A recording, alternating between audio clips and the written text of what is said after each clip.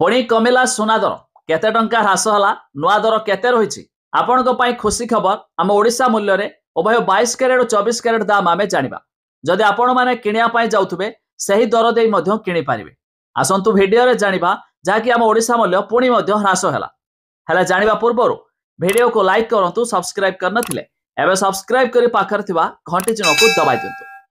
आम राजधानी भुवनेश्वर अर्थात ओडिशा मूल्य रे सुना आज 10 ग्राम पिछा 1800 टंका ह्रास देखा मिली। तेरे शुद्ध सुना 24 कैरेट दाम अर्थात प्योर गोल्ड रो दाम रही 1,23,250 टंका। सेहीपरि 22 कैरेट दाम अर्थात 916 कैरेट रो दाम रही 1,12,650 टंका।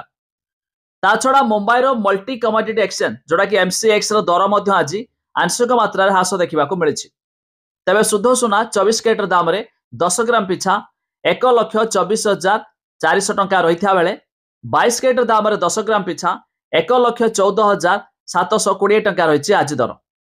आउ सेहीपरि दिल्ली रो सरफा बाजार रे आज भी मध्य सुना दाम रे 2000 टंका ह्रास देखा मिली। तेरे शुद्ध सुना 24 कैरेट दाम रे 10 ग्राम पिछा 1,23,700 टंका रही बेले 22 कैरेट दाम रे 10 ग्राम पिछा 1,13,600 टंका रही आज दर।